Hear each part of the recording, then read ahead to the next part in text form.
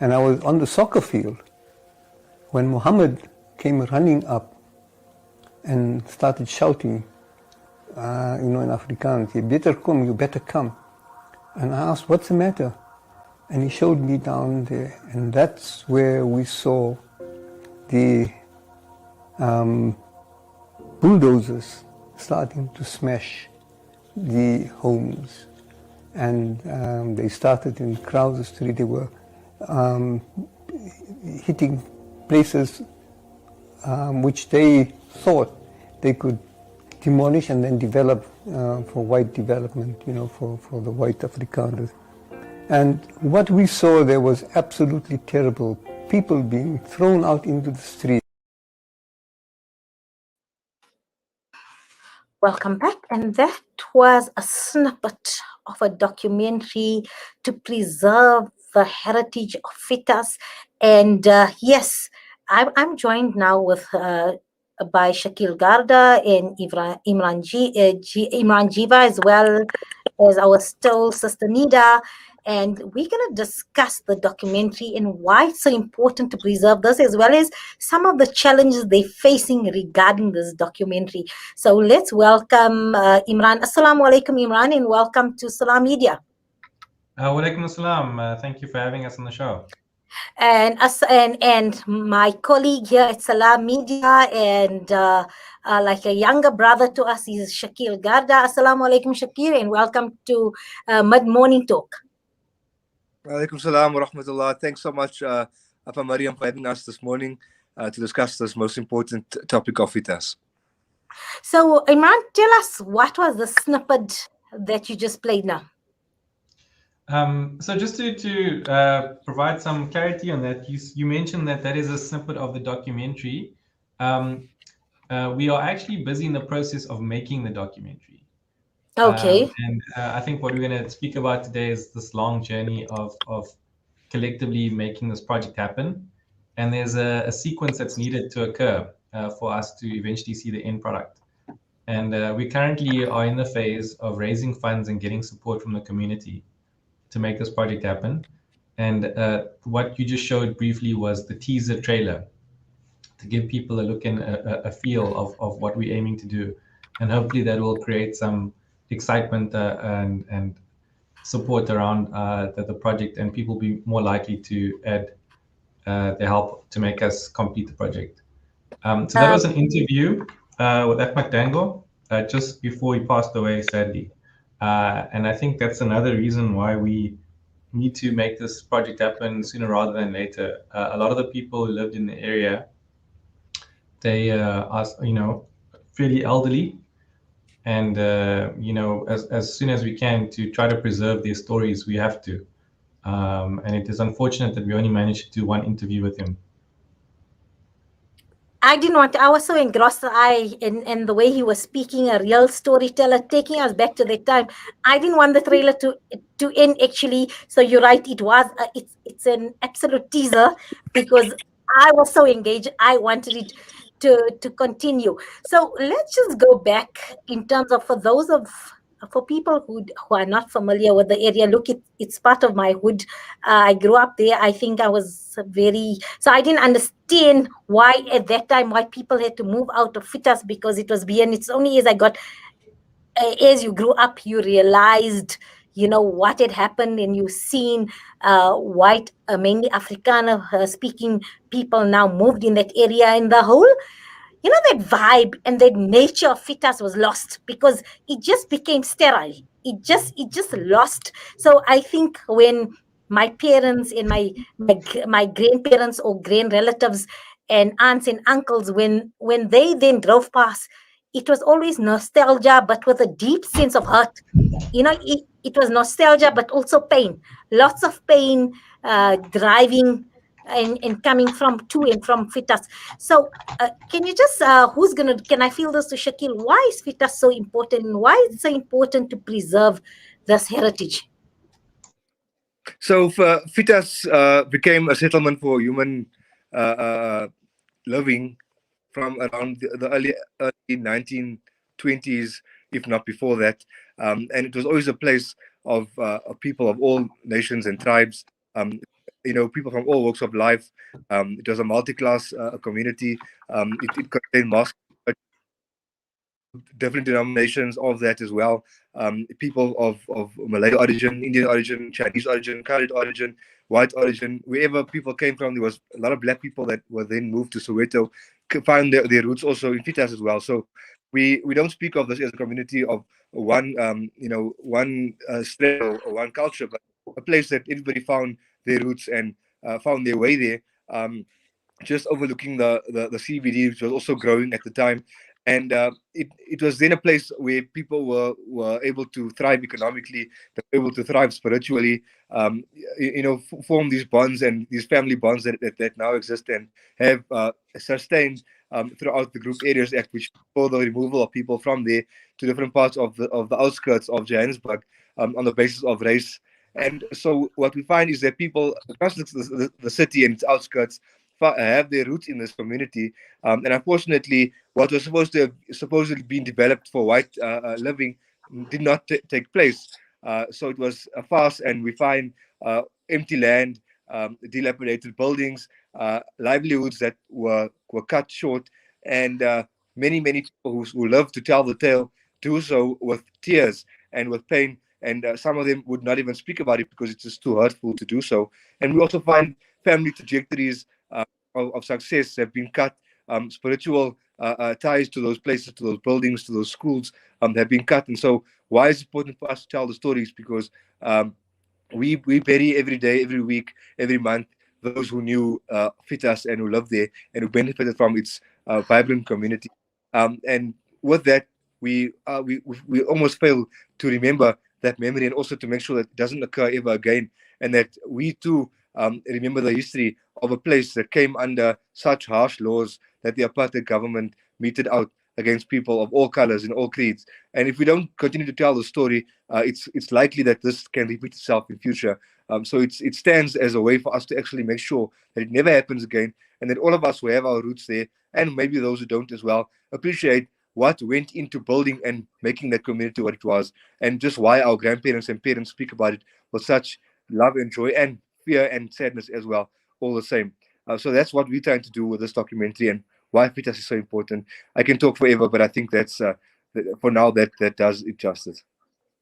Absolutely. You take us down memory lane filled with nostalgia. Like I say, when you speak to somebody and some of the residents there, even some of the youngsters who then in their teenage years had to move out and move to Lenasia or maybe to Fordsburg and migrate that way. And you say, and like you say, it was not just an Indian community, it was a multi-racial, cosmopolitan community. But the thing is, everybody were family. If you see people who lived in Fietas and they haven't seen each other for 25 years, as they start talking, it's almost as if they've not left. They didn't leave the area because all the memories come back, the conversations get going, and the laughter, and they just get back together in sync. It's definitely important that we preserve this heritage. So, Imraan, what are some of your challenges in terms of getting this documentary out there and flighting the documentary? I know it's a long process, but just let us just share some of your challenges currently facing in terms of with regard to the documentary. So the first challenge obviously is the funding. We're busy trying to raise funds. The second challenge, of course, is a lot of people have passed on. So sadly, we are unable to interview them. The third thing is that, people left Fietas and they've gone all over, whether it's in the rest of the country. A lot of actually have immigrated. When we try to do research and interview people, we were sent Zoom links and to interview people in Canada around the world, which isn't ideal for recording for a documentary. And I would say the last thing where we need some help is with people contributing, their old family photographs or video recordings or sound recordings, because this is what we need to work with in terms of editing together documentary. So I'd like to welcome Nida to the program as well. She's also part of the team here that intends to get this project off the ground, and let's see the fruitions of it and bring it so that to screenings. Assalamu alaikum and welcome, Nida, to Salam Media. Walaikum salam. It's lovely that you have us. Jazakallah. So, Nida, tell me in terms of your role in the whole production, where do you fit in terms of your role here? So, because of the nature of the context of Fietas, of its history, we sort of all have something to do with the research. A lot of it is because people knew each other so well. We all have grandparents or parents who knew someone who knows someone, who's still there. And I also do videography, so part of it is the actual production part. But I mean, like the rest, we all really have this this connection to Fietas. And I know with myself, it's because of all the stories I've heard from my parents and my grandparents. And I was doing another project, a similar project, which also, it was about the Congress School. And there were similarities in there that just also really drew me to this project. And I mean, there's such mixed emotions. There's such, passion, inspiration. There's also there's still such things are still, sort of heart-wrenching. And it's amazing how after decades, things still feel raw to people. And actually speaking to what Imraan was saying now about the sort of challenges, I think part of the challenge is also, we weren't there. We have a fair idea and, of the feelings and the people, but to be able to tell a story of people, we've got to be able to tell it through them. They have to tell the story. And I think that's very important to keep stepping back to see what the story really is. There's been a lot of glamorization around Fietas. I mean, obviously, it was beautiful. It is beautiful, the history. But also people were saying, sometimes perhaps we forget the bad stuff, the sad stuff, the difficult stuff. And yes, I think to get a bit of all of that is very important. Yes, so I like to summarize by saying Fietas is a very emotive subject, and as you've said, people who lived there, who had to move them, were forcibly removed from Fietas, they're very passionate about it. So whether it's a positive feeling or a negative feeling, but everybody has this passion, and you're right. This is one of the ways we need to play. This is our history. This is what defines us, and also it sets our trajectory. So it's important that you preserve this part of history, and for those who did not know about Fietas, to actually amplify and highlight it and show this platform. Just as District 6 residents have moved now, many have returned, their house built, they send it, yes, the landscape of District 6. So for me, Fietas is, I don't want to dilute it, but sort of the equivalent of District 6 in Johannesburg area, because that's what it was in terms of the profile of the community. And as you say, even though it was a happy time, people, they were struggling. They weren't affluent by any sense of the word. All the families, but what was, I think for me, a salient feature in Fietas is the community spirit, the caring and sharing there. So what little they had, there was always a meal. So if you were in Fietas, you'd never go hungry, because if there was no food at your home or you felt like eating a meal, you just pop over to the next street or upstairs or next door, and you could just pull up a plate, and the next auntie there was ready to feed you whatever she made. Or sometimes she's so proud that her biryani tasted better than the auntie down the road, so she'd call you youngsters about your age and say, come eat my biryani, or prove this is lekker, or in Gujarati say, or taste this, or just to say, I'm the queen today for this meal here. So it was that story. So it wasn't a community of affluence, but it was a community of caring, of compassion, of sympathy, and that bond in everybody's children. So in Fietas, it was that it takes a village to raise a child, because you don't only worry with that you're going to be found wanting if you don't obey your parents, but at every end there's another parent, or another parent. So somebody there to call you out to keep you on that right path and see that you don't go. So for me, that was the spirit of Fietas. And I'm so proud that we have young South Africans who drew us stories from your parents and your grandparents and those two generations, and you feel passionate despite your hurdles and obstacles you face. I mean, you've created a crowdfunding mechanism where people can support you, and you're passionate that you're really going to see the end of the project. And that's hence my contribution is to amplify this voice and provide this platform for you, because it's important to tell the story. So Imraan, how else can we assist?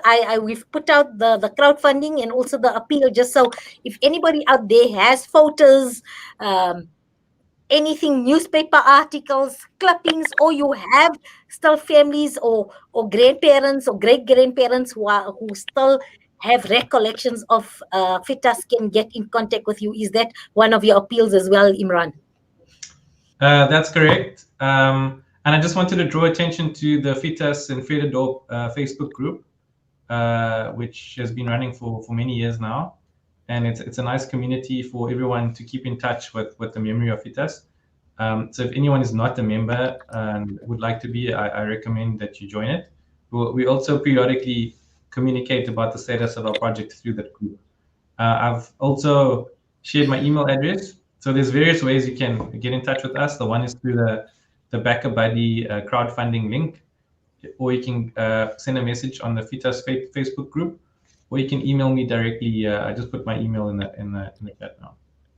Right. So the email is there, imraan.jeeva at gmail.com. Thank you, Nazreen. So that's Imraan. So please do connect them. Anybody listening in and has anything to share regarding Fietas, please. I mean, it would be so wow if you heard this, and then that little snippet became a very, very telling point of the documentary, or highlight of the documentary. That that would really, really be wonderful as well. But I wish you success, and please do contact us and connect with us maybe in a month or so, and just let us know the progress in the documentary. Can I just say one more thing? We really, really are looking for 8mm footage. We only found one person who had a wedding recorded. It was just a few seconds, but it's lovely because we're getting a lot of stories, but more visuals, especially moving visuals. We really appreciate it. So if you know anyone who has 8mm footage, we will, at our own cost, digitize it for you. So you also will have a digital version of it for your own records. So please, that's the one thing we're also really looking for. Okay, I'm gonna see in terms of in my personal capacity, but I know quite a few friends and colleagues and aunts and uncles who grew up there, and I know somebody who still has a business in Fietas, and let's just say I was hoping to connect her with you, but apparently she's not yet available and time has run up, but we will still get to connect you with her, and let's see what we can do and how much more material you can get for this exciting project in Fietas. So thanks so much, and I wish you all the best in terms of getting this documentary to air soon at one of the film festivals and viewings, and hopefully it's a success and you can even take it international. Inshallah.